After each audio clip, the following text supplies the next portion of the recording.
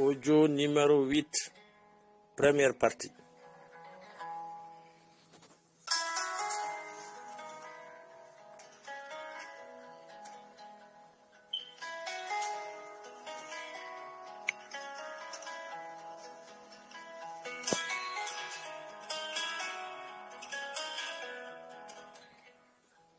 Au nom de Dieu clément et miséricordieux, paix et salut sur le sceau des prophètes qui a dit dans l'un des hadiths authentifiés que celui qui meurt dans la préservation de ses biens est un martyr, que celui qui meurt dans la protection de son intégrité physique est un martyr, que celui qui meurt dans la sauvegarde et la valorisation de son identité est un martyr.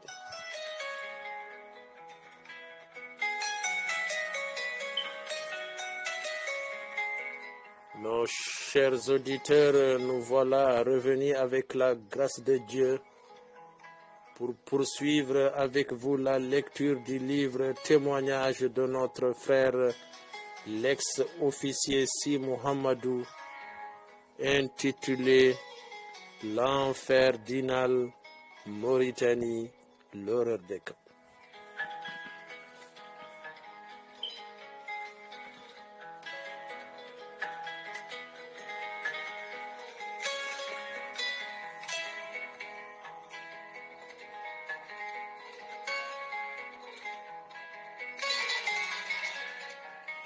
À la page 60, le natif de Belinabe dans le Hinangue Bosseya, l'ex-officier témoigne.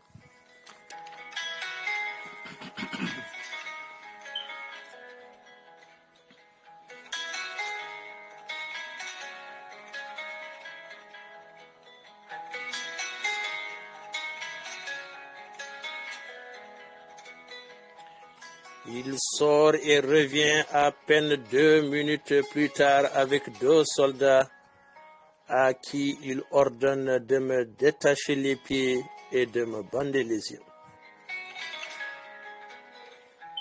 Je suis soutenu par les 2 soldats et guidé à travers la base pour une destination inconnue.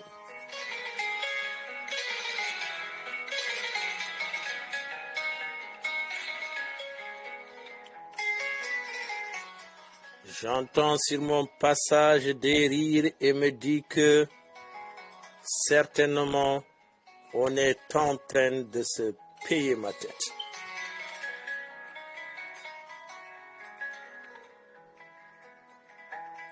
Mes accompagnateurs restent muets durant tout le trajet.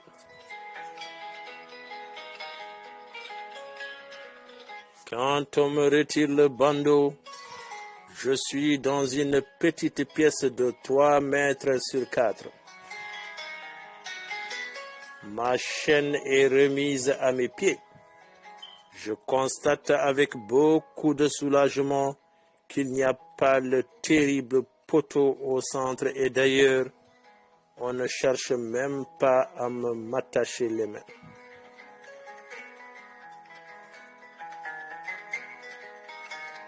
Mais le plus rassurant à mes yeux est cette porte qui se referme de l'extérieur, bien entendu, grâce à un cadenas.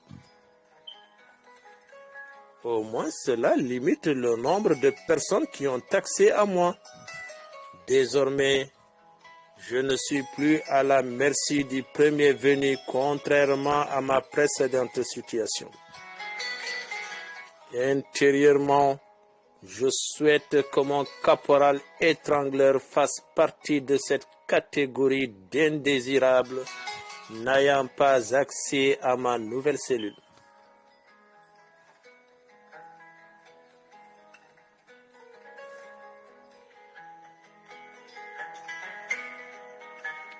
Dès que la porte se referme, j'inspecte mon nouvel environnement.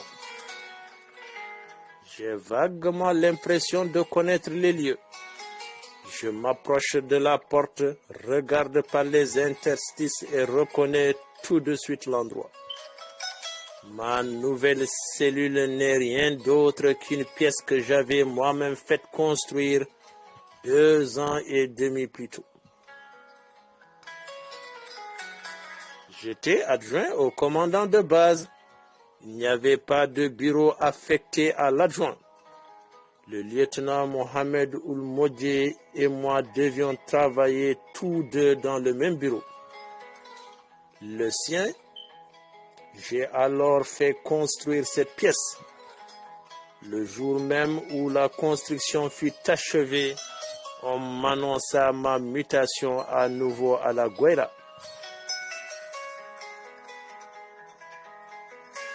Je suis parti dans l'après-midi sans même entrer dans la pièce. C'est la première fois que j'y mets les pieds depuis sa finition. Elle n'a pas beaucoup changé, à cela près qu'une porte a été mise.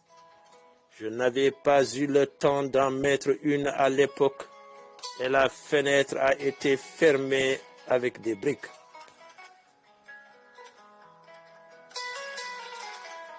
J'avais fait ouvrir une fenêtre dans le mur, côté rue, sur une suggestion de ma fille âgée de 3 ans à l'époque. J'étais sur le toit pour en contrôler la finition. Il y avait déjà une fenêtre qui donnait sur la cour. Elle aussi a été fermée. Il ne me restait plus qu'à mettre une porte et en battant à la fenêtre donnant sur la cour. « Qu'est-ce que tu fais là-haut, papa ?» m'avait demandé ma fille de 3 ans, Mariam, qui jouait dans la cour de la maison. Celle-ci se trouvait juste derrière le bureau, dont elle n'était séparée que par le chemin où passaient les voitures. Elle s'amusait à faire la cuisine avec une petite marmite et une assiette en plastique. Elle laissa tout et fixa sur moi son regard innocent, attendant une réponse.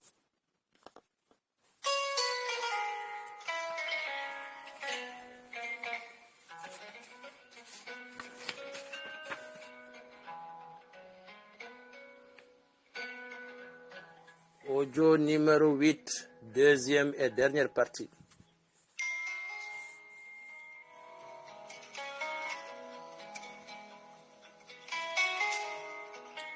À la page 61, le rescapé de l'enfer d'Inal Si Mohamedou témoigne.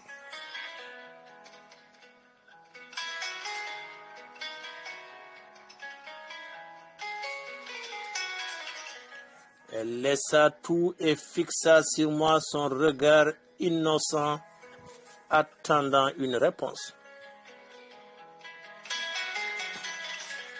Rien n'échappait à sa curiosité. En plus, elle imitait fort bien les personnes qui venaient à la maison. Dès que celle-ci tournait le dos, elle s'y mettait et nous restituait tous leurs gestes et attitudes.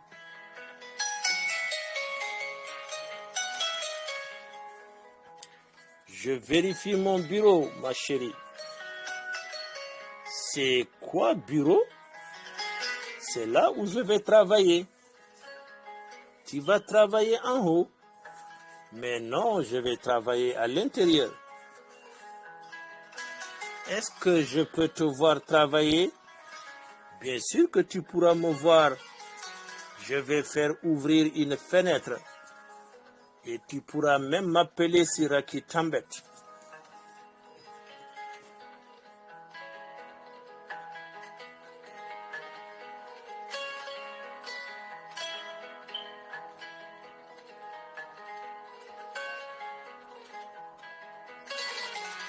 Raki est sa petite sœur âgée de 11 mois seulement, mais elle lui en faisait déjà voir de toutes les couleurs. D'ailleurs, elle cherchait à sortir de son parc pour rejoindre sa sœur. C'est ainsi que j'ai ordonné de fermer celle qui faisait face à la cour et d'en ouvrir une autre du côté de la maison pour lui faire plaisir. Sa joie avait beaucoup amusé les soldats qui construisaient le bureau. Il était presque midi. J'avais donné un rendez-vous à l'infirmerie pour 15 heures. J'avais décidé de construire une pièce pour les hospitalisations. L'infirmerie se composait d'une chambre qui servait de salle de soins, de bureau du major et de lieu d'hospitalisation.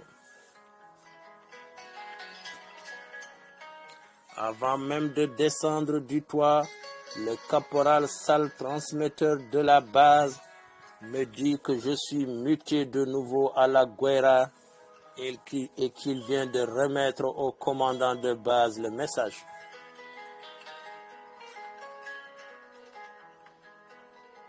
Je vais directement voir le lieutenant Mohamed Oulmoudjé afin de préparer mon départ pour l'après-midi même. Au moment où je quittais la base, je remarquai que la fenêtre demandée par ma fille avait été ouverte. 2 ans et demi se sont déjà écoulés.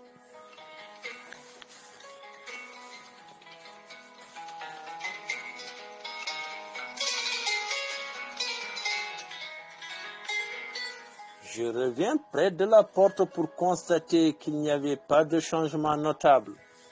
La cour est un peu réduite à cause d'une construction à l'entrée sur la gauche et il y a le bureau du commandant de base en face. Le local des transmissions est légèrement à droite. Vient ensuite le dépôt de vivres, puis celui de l'armement et des munitions.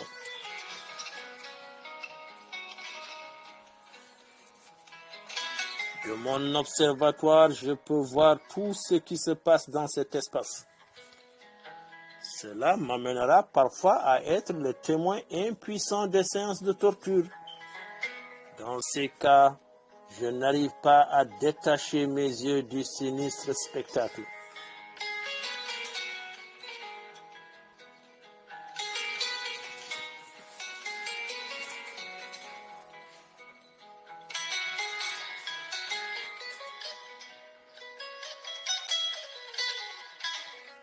Dès qu'on touche au cadenas, je reprends ma place. Il se produit un événement important ce jour-là. Un soldat entre avec un plat contenant des vermicelles. Il est précédé du capitaine Sidina, mais pour moi, seul ce plat dont la bonne odeur envahit la pièce est digne d'intérêt.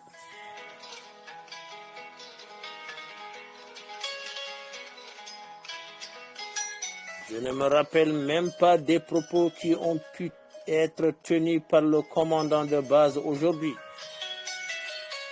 Je n'ai d'yeux et d'attention que pour le plat. Quand le soldat dépose devant moi le plat, je n'en reviens pas. Il me dit qu'il va aller m'apporter de l'eau pour me laver les mains. Dès qu'il me tourne le dos, je me jette sur le plat. Qui sait, c'est peut-être une erreur. Quelqu'un peut à tout moment se rendre compte de la méprise. Quand le soldat revient, j'ai déjà fini, le plat est complètement vide. C'est un soldat de première classe prénommé Omar. Il est chef de poste du jour. Il me laisse un bidon d'eau et referme la porte derrière moi. Je ne me suis même pas rendu compte que le capitaine Sidina n'était plus là. Il y avait des choses plus urgentes pour moi. Et ce plat avait une certaine priorité. Cela fait 5 jours que je n'ai pratiquement rien mangé. On m'a offert à 2 reprises une poignée de galettes de farine qu'on appelle biscuits saracolés. J'ai toujours refusé leur saleté de pâte de riz.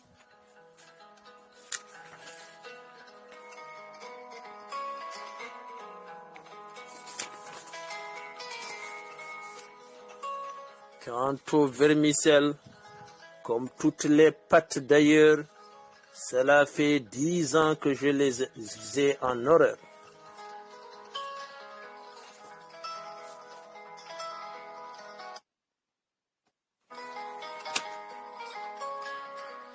J'en ai tellement mangé à l'école militaire inter-armadatar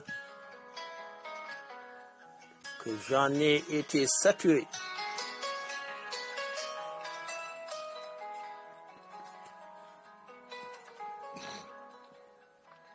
Mais je suis aujourd'hui très content de renouer avec l'Italie. C'est une aubaine, ces pâtes.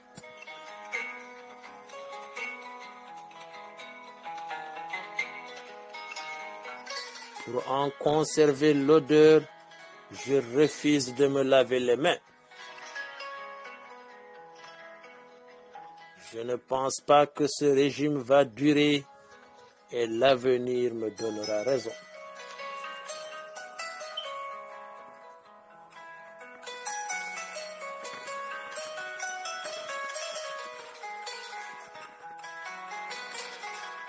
Le même soldat se présentera le soir avec un plat de pâtes de riz. Il récupérera par la même occasion le plat vide de midi.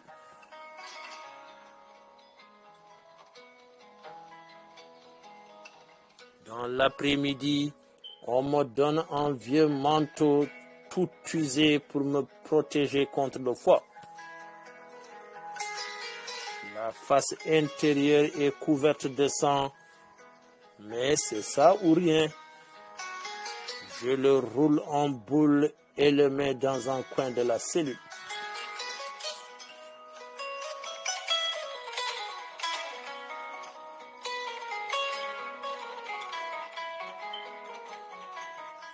Fin de la deuxième et dernière partie de l'audio numéro 8.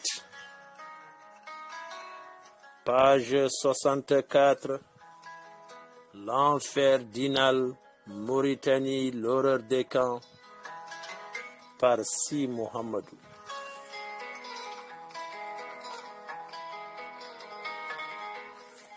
Salli ala Muhammad.